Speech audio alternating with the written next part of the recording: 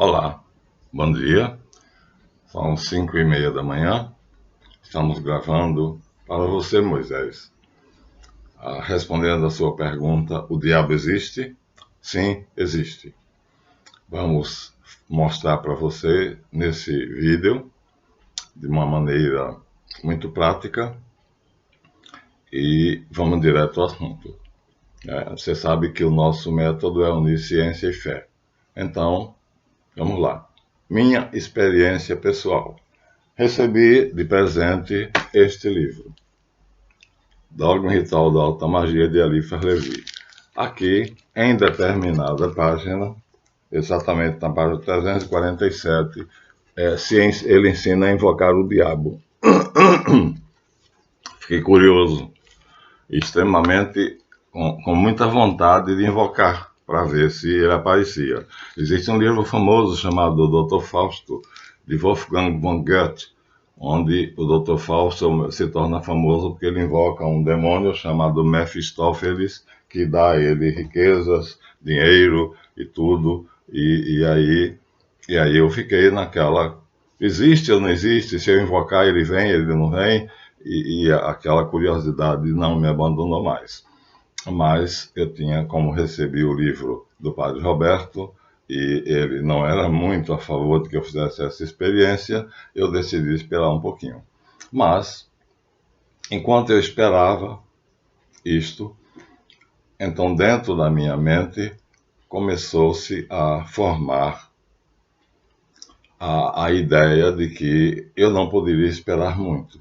E aí, um belo dia, não tinha ninguém na minha casa, eu peguei a espada, a mesa de cerejeira redonda estava perto de mim, eu tracei um círculo dentro com a espada, com a ponta da espada envolvendo a mim e a mesa. Fiquei dentro do círculo com a espada na mão e aí fiz a leitura. Vou ler aqui só um pedacinho.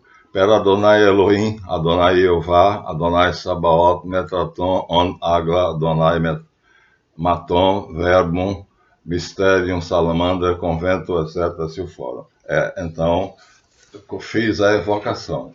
E aí, quando eu fiz a evocação, ele manda que fizesse todas essas coisas aqui. Mas eu não fiz, tracei apenas o círculo. E fiquei dentro do círculo. E no lugar desse triângulo estava eu, e aqui no lugar dessa pira estava a mesa.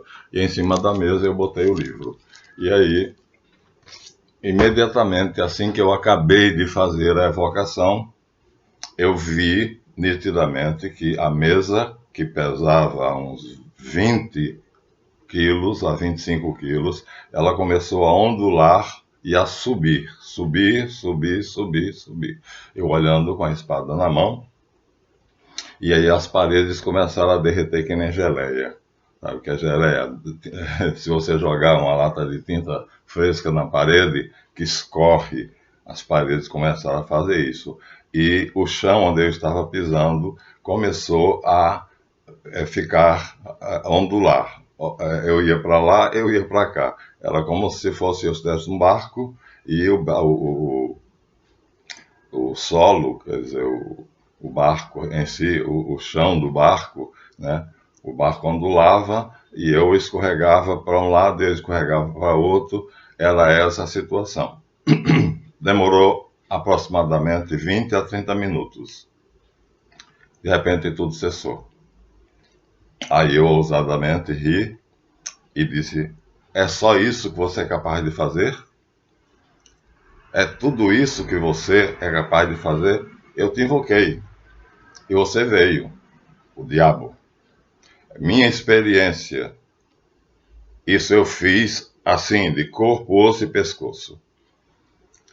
Mas o perigo do diabo não é quando, em parapsicologia, nós dividimos os fenômenos em psicapa e psigama. Então, ali ele produziu um fenômeno psicapa, ou seja, um fenômeno em que algo estava acontecendo no mundo real. Não é aí que ele é perigoso. Quando ele faz as coisas no mundo real, dificilmente ele faz alguma coisa temível. O difícil é quando ele faz as coisas aqui dentro, psigama, como nós chamamos. Mas eu estava no começo da minha carreira de sacerdote mago, e aí achei muito interessante, que fiz aquela experiência e contei para o Padre Roberto e disse, olha, ele, na verdade, não me parece que seja um ser tão poderoso assim. Talvez assustasse uma pessoa que tivesse pouco acostumado aos fenômenos extraordinários, mas a mim ele fez uma cosquinha. Muito bem. Neste mês passado, setembro, ainda estamos em setembro. Então, nesse mês de setembro, eu fiz uma projeção. Estava na minha cama, deitado, na minha posição, fechei os olhos, 1, 2, 3, 4, 5 e já. Tudo se apagou e eu fui lançado numa escuridão. A escuridão se dissipou. Imediatamente eu me vi em pé, diante de um grande edifício. Já contei isso antes, agora eu vou com detalhe. Esse edifício não tinha paredes na frente. A frente dele era aberta, o que fazia com que a gente visse dentro. E dentro tinha 2 andares. Então, um andar de baixo e um andar de cima. Os dois divididos muito claramente, com uma escada subindo para o andar de cima. E no andar de cima tinha uma mesa e tinha algumas pessoas sentadas na mesa. Atrás de mim tinha uma multidão olhando, como se eu me lembrei do Big Brother. Falei, eu estou servindo aqui de experiência para o Big Brother. E aí, isso foi uma projeção astral. E aí não foi como eu fiz o círculo goético, o círculo mágico. E aí, quando eu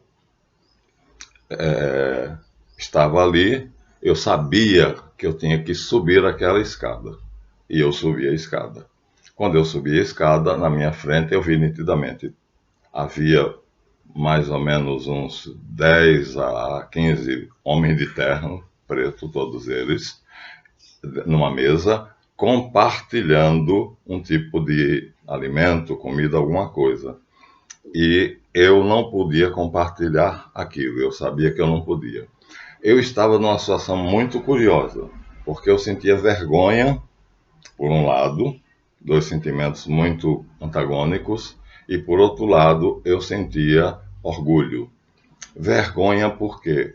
Porque eu tinha perdido muito tempo na minha vida fazendo besteira, namorando, transando, conquistando as menininhas, perdendo tempo, né? Ao invés de estar estudando, ao invés de estar buscando as coisas necessárias na vida. Então, isso me causava vergonha. Mas, ao mesmo tempo, eu me sentia orgulhoso, vitorioso, porque eu tinha ultrapassado 3 tentações que o diabo tinha me feito para ficar rico se eu negasse Jesus, e eu não tinha negado. Aí foi quando eu olhei para a mesa. E no centro da mesa, o personagem que estava no centro da mesa era nitidamente diferente dos demais. Eu vi, dentro da projeção, eu vi que no lugar da coluna vertebral dele havia uma serpente negra. Então, no meio do corpo dele, dentro da projeção, eu conseguia ver uma serpente negra. Quando ele falava, a língua dele era bifurcada de serpente. Então, parecia assim, no lugar da medula, ele tinha uma serpente negra, né? Porque a serpente Kundalini não é serpente, é um fio de prata brilhante. Ali não. Então não era Kundalini, era uma serpente negra. E a língua dele era bifurcada. Ele ria, olhava para mim e ria. E ria por causa daquela minha confusão. Por quê? Porque eu estava, por um lado, orgulhoso porque tinha vencido, não tinha caído nos 3 laços, nas 3 armadilhas que ele tinha feito para mim. Era o diabo. Então ele existe. Eu via nitidamente e eu sabia Masarak. O nome dele veio imediatamente, Amazarak. E aí, os que estavam compartilhando a mesa com ele eram aqueles que tinham caído no laço dele e tinham feito alguma coisa ilícita para ficar rico ou ter alguma vantagem. E aí, então eu estava diante deles, na mesa, mas eu sabia que eu não podia sentar na mesa para compartilhar, porque eu não tinha feito nada ilícito das 3 coisas que ele propôs para ficar rico e vender a minha alma a ele. O pacto como o Dr. Fausto fez com Mefistófeles, eu não tinha feito. Tive 3 propostas, vocês já sabem, e eu não fiz. Isso me dava satisfação e orgulho. Mas, por outro lado, eu sabia que não tinha feito essas coisas erradas, mas eu tinha feito muita bobagem, tinha perdido muito tempo, tinha cometido muita frioleira, quer dizer, tinha perdido muito tempo com bobagens que um mago, um sacerdote mago não tem direito de fazer. E então, naquela confusão, ele olhava para mim e ria de canto de boca.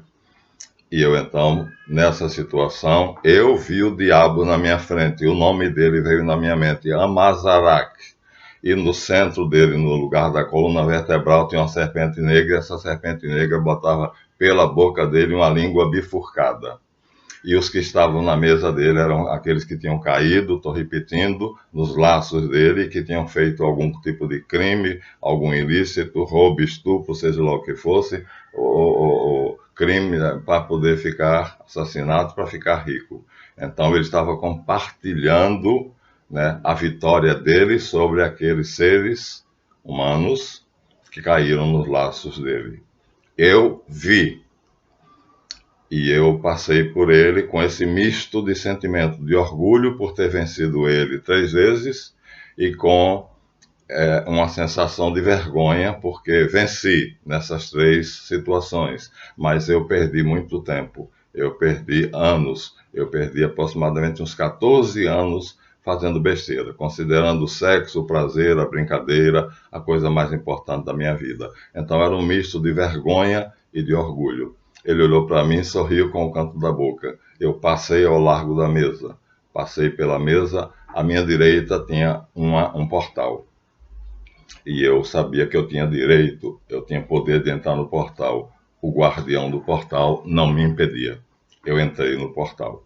Quando eu entrei no portal, então eu vi que no chão era um imenso salão, muito claro, e no chão tinha um alçapão. Esse alçapão era muito grande.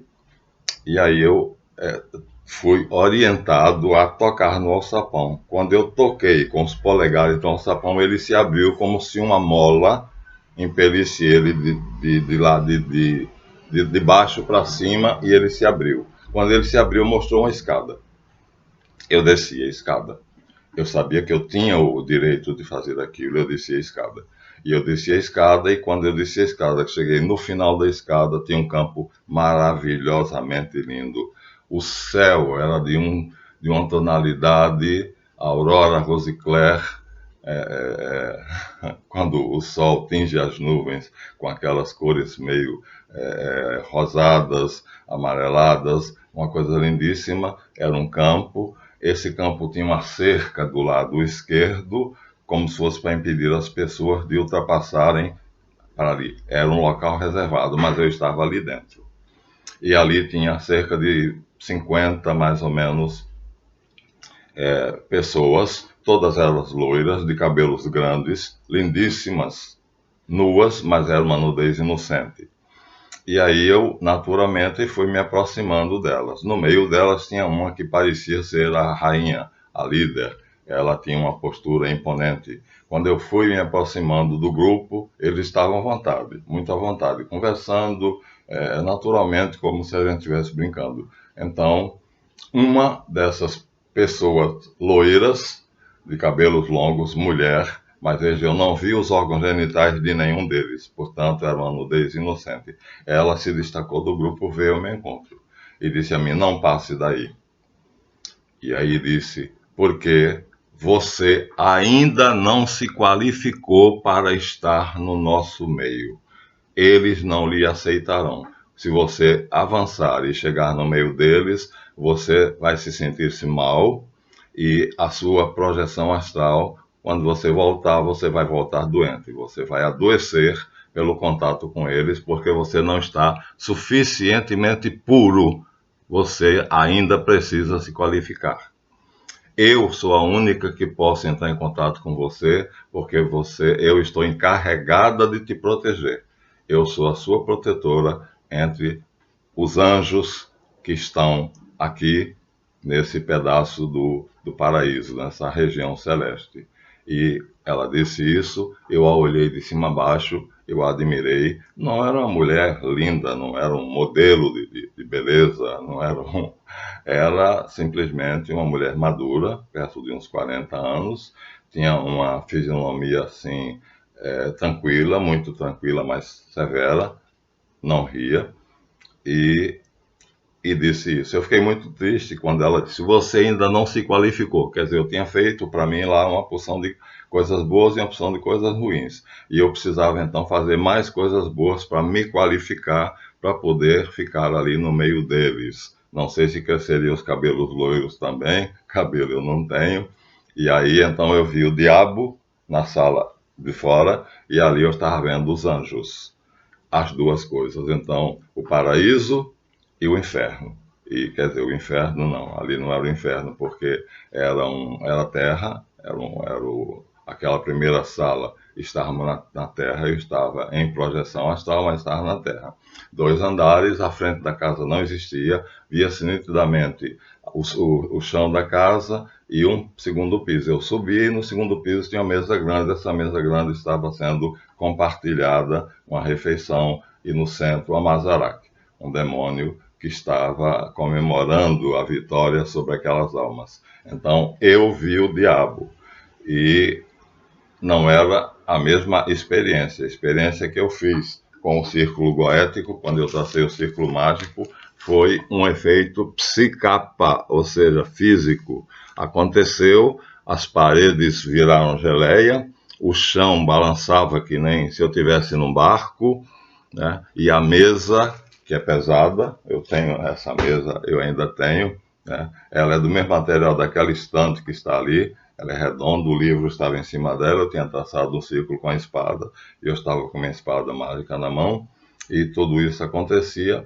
mas eu estava firme, eu estava disposto a ver até onde ele ia. E quando só fez isso, eu fiquei balançando, feito quem está no navio, feito bêbado, as paredes derreteram que nem geleia, e a mesa subiu, foi levantando, levantando, levantando, subiu. Depois eu deixei de olhar para a mesa, me concentrei nas paredes e no chão, percebi que a falta de firmeza do chão não me fazia cair, eu estava de qualquer maneira equilibrado, e então ali desfiz o círculo mágico e acabou tudo. 2 experiências diferentes, Moisés, o diabo existe, eu fiz essa experiência há uns 25 anos atrás, foi quando eu recebi esse livro de presente, e aconteceu. Ele produziu um efeito que em parapsicologia chama psicapa, ou seja, uma modificação no mundo visível, material. E o perigo é quando ele interfere, ele faz a experiência psigama, ele leva você a roubar, estuprar, assassinar, fazer qualquer coisa, ele age dentro de você, invisível, né? Ali também ele estava invisível, mas na minha projeção astral eu o vi cara a cara, nitidamente, lembro e poderei descrevê-lo, de terno preto, né? Era uma face magra, e eu via por dentro do centro do corpo dele uma serpente negra, não era Kundalini, porque Kundalini é brilhante e fininha, e essa era uma cobra, era uma serpente negra, e essa serpente botava a língua dela, era a língua dele bifurcada.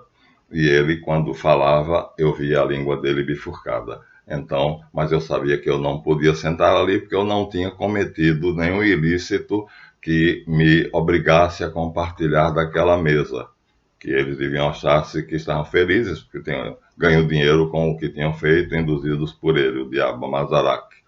E eu não podia compartilhar, nem eu queria, né? Toda a minha vida foi um esforço para agradecer a Jesus Cristo. E fui depois na sala do lado, ao sapão, e depois que a minha instrutora disse para mim que eu gozava da proteção dela, mas eu não podia ultrapassar aquele limite. Ela estava a uns 10 metros de distância do grupo, o grupo tem uns 50 anjos, todos de cabelos grandes, loiros, então a nudez deles era coberta pelos cabelos grandes, loiros, e eram inocentes, eles estavam como se estivessem brincando, como se fosse um grupo de amigos brincando. Então eu voltei, subi as escadas de novo. Quando eu toquei com o polegar no alçapão, o alçapão abriu novamente e tudo ficou escuro. Pronto. Então eu tive duas experiências com o diabo. Numa eu fiz uma evocação, é o nome. Tracei um círculo goético e evoquei o diabo. E ele veio. E ele fez umas brincadeirinhas que eu achei que era bobagem, mas o perigo é quando ele faz aqui, porque leva a pessoa a várias coisas. Pronto, tua pergunta está respondida. Mas como é que aconteceu?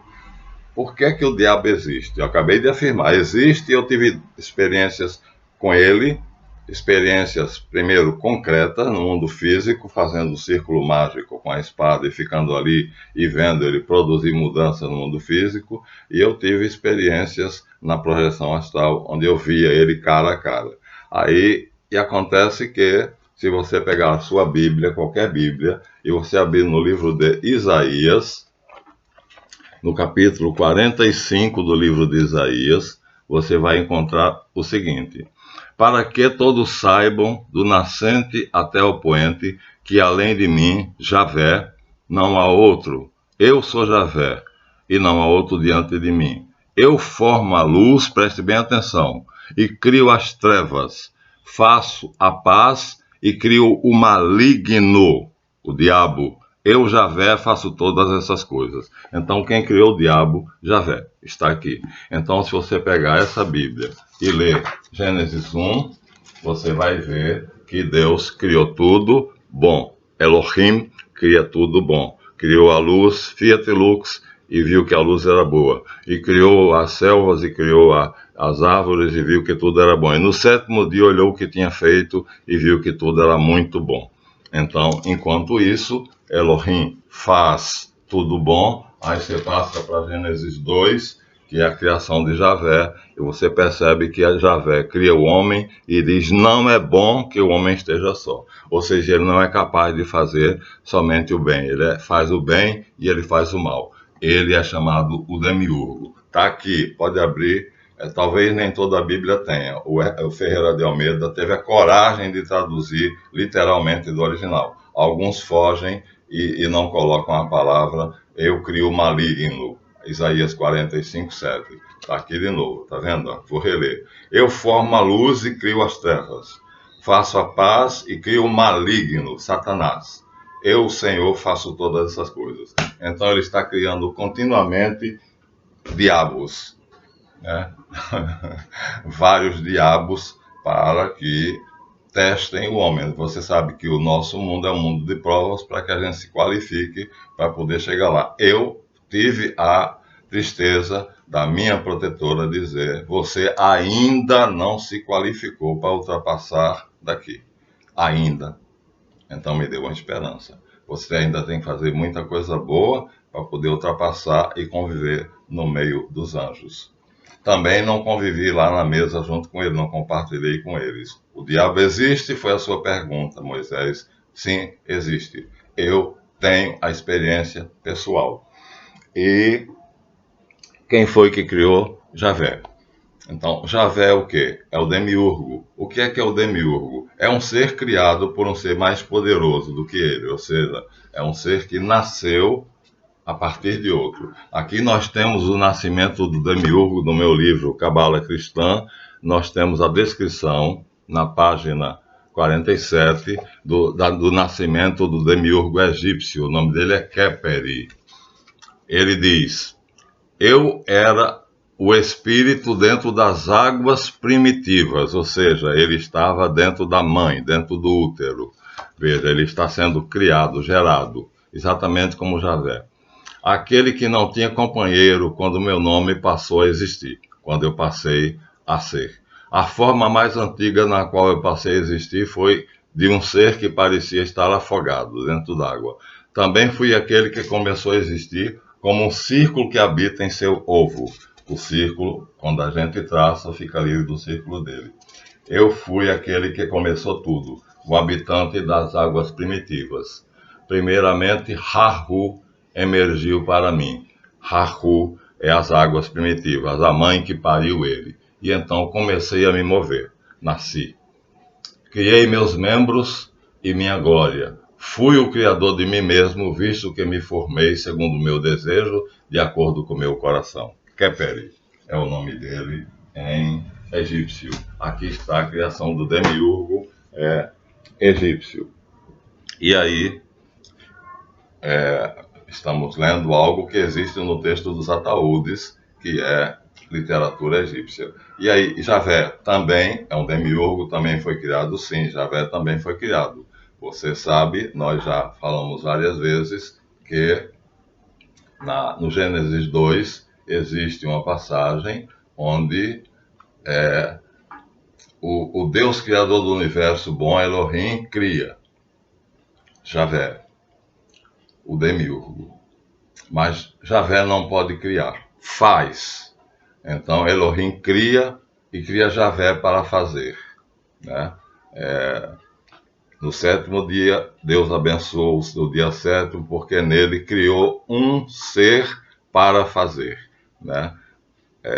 Elohim, Bará Elohim, Asher Lechatou, para fazer. É a mesma coisa.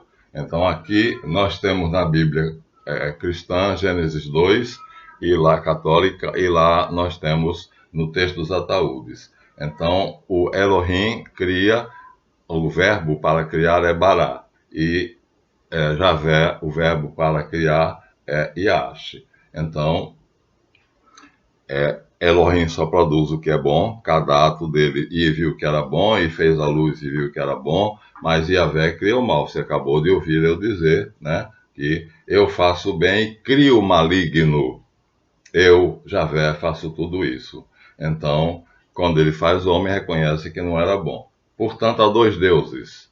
Um que cria do nada, pela palavra, pela informação, Elohim, faça-se, fiat e fez-se, e outro que cria, que fabrica a partir de outros materiais. Texto em destaque. E Javé formou o homem do pó da terra. Quer dizer, ele não tem o poder de criar pela palavra, pelo pensamento.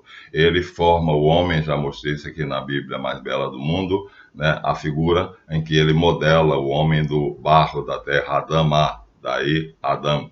E também tem mais adiante. Então plantou o Senhor Javé um jardim, plantou é tarefa de agricultor. Então, ele é um Deus muito humano. Ele formou o homem do barro, ele não é capaz de criar do nada, pela informação, pela ordem, ele não é capaz de criar as árvores, ele plantou o jardim como um agricultor.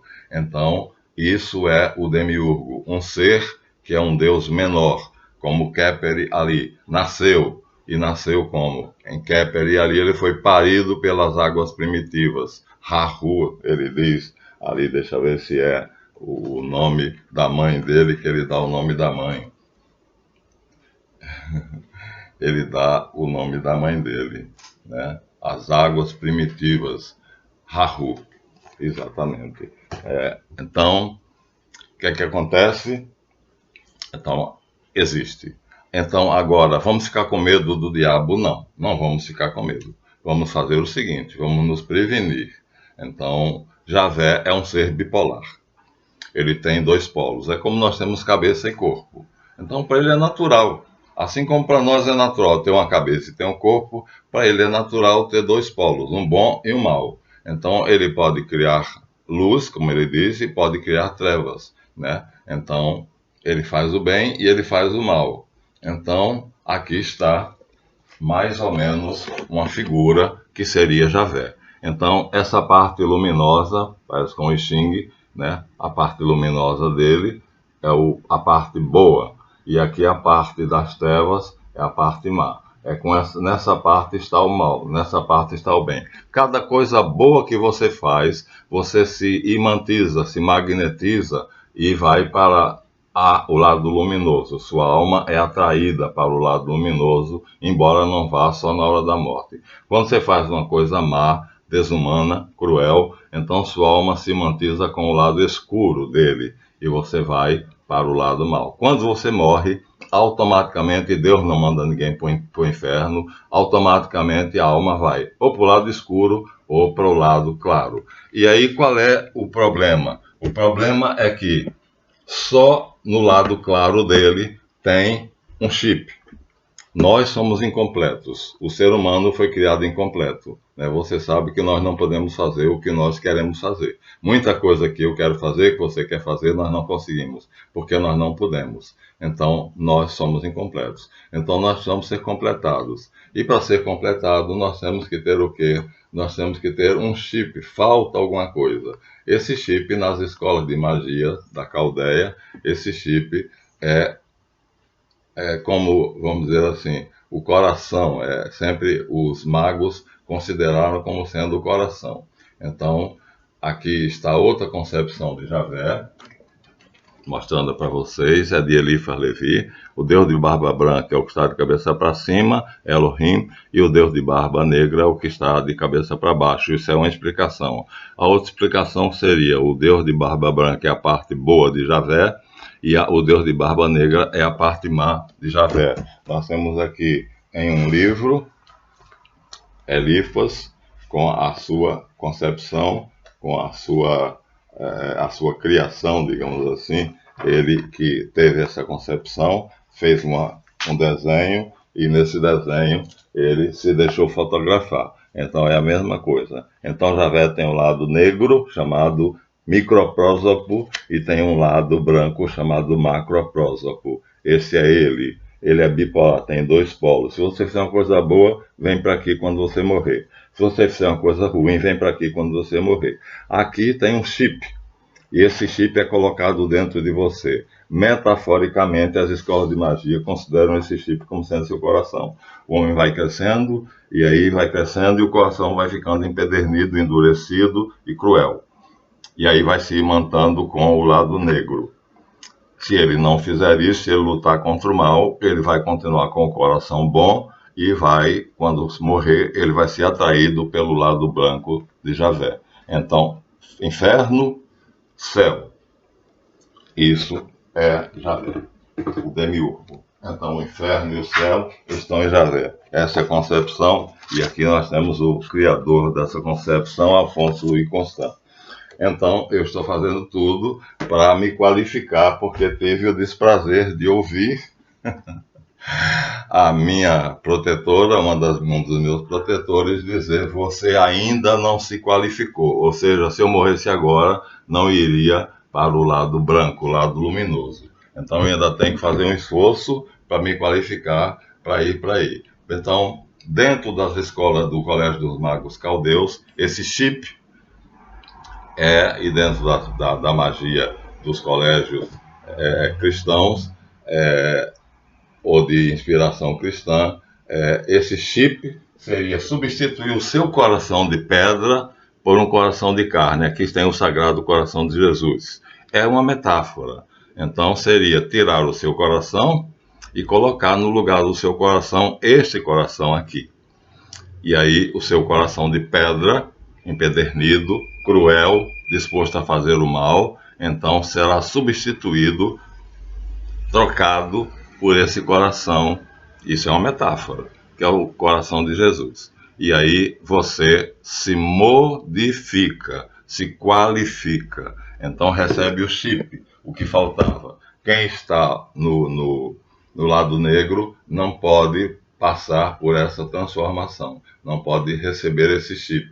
Então o quadro foi criado pelos jesuítas. O quadro é muito bonito. Aqui ele está todo, o Sagrado Coração de Jesus, né? Aqui ele está todo. Então seria essa uma metáfora que os jesuítas criaram para mostrar que nós temos que nos transformar nisso aqui, e o nosso coração empedernido, empedrado, tem que ser substituído pelo coração dele.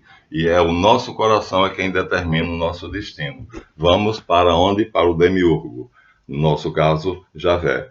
Mas vamos para o lado escuro ou para o lado claro? Aí depende de você. Jesus Cristo foi muito claro em muitas passagens. Ele diz que, em Mateus 25:30, pega o servo inútil, lança para fora nas trevas, ali haverá pranto e ranger de dentes. No versículo 44 e 46 do apóstolo Marcos, ele diz: onde o verme não morre e o fogo não se apaga. Então, ele ratifica, ele confirma que existe o inferno. Então, é uma região dos tormentos. Temos a parábola do rico e do Lázaro, que o rico não dava nada, o Lázaro tinha que colher da lata de lixo da casa do rico, da porta do rico, a comida para comer, e os dois morrem, e o Lázaro é levado para o inferno, e o rico é levado para o inferno, e o Lázaro é levado para o céu. E do céu, o rico olha para Lázaro e diz: Pai Abraão, quer dizer, vê a mesa, mas só que essa é a mesa de Deus. Manda Lázaro botar um pouco dessa água na minha língua, que eu sofro terrivelmente de uma sede que eu não sei explicar. É o chip. Sem o chip, você vai sofrer sede, fome, tristeza, revolta, tudo de ruim. E aí a resposta de Abraão é o seguinte: meu filho, abriu-se um grande abismo entre nós e vós, de modo que quem está aqui não pode passar para aí, e quem está aí não pode passar para cá. Então, Lázaro passou a vida dele e não fez o mal a ninguém. E você passou a sua vida e não fez o bem que devia ter feito. Portanto, agora ele está gozando aqui aquilo que a alma dele imantou-se, o lado luminoso, e você está pagando, né, unindo-se, já que você não conseguiu, né, o chip que falta, o coração de Jesus. Então você está agora no lugar dos tormentos, porque você não teve a substituição, não substituiu o seu coração pelo coração de Jesus. Isso é uma metáfora, já disse. É como se fosse colocar um chip, uma peça de um carro que quebrou e você colocar. É isso aí. Pronto. Então disse a minha experiência concreta com a espada, a mesa de cerejeira e a invocação. E disse a minha experiência com a projeção astral. Em ambas eu tive aqui está a figura em si de Elifas, está vendo? Ó?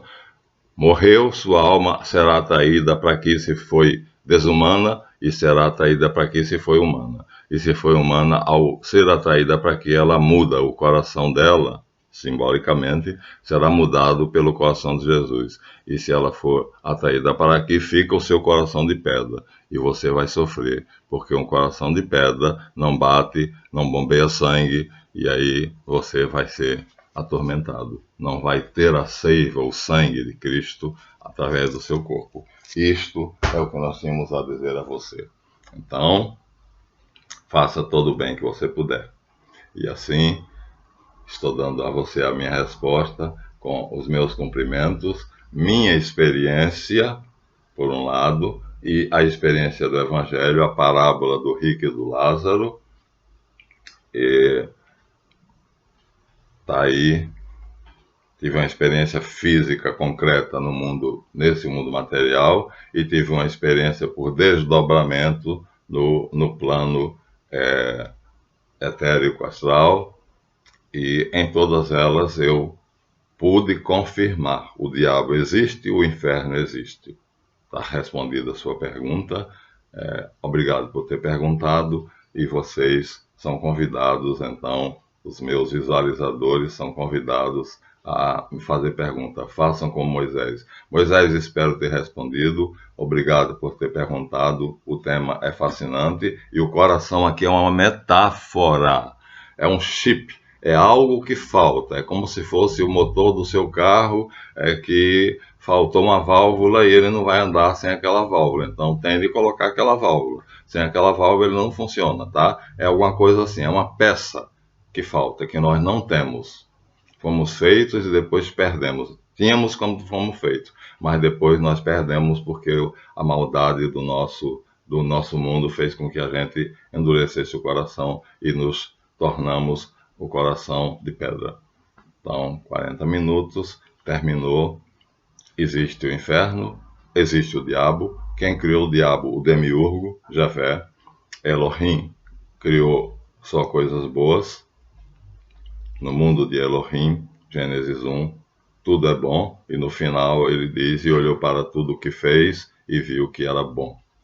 E no sétimo dia criou o ente que ele tinha criado para fazer o mundo de provas, que é esse mundo para que a gente se qualifique e vá para lá. E eu tenho a tristeza de, o mês passado, tive uma experiência onde a minha mestra, né, um anjo que não é um modelo de beleza, não é uma Vênus de Milo, disse que eu ainda não estou qualificado. Então não posso ainda estar dentro do meio angélico. Tenho que ainda fazer mais alguma coisa. Muito obrigado e eu vou em frente.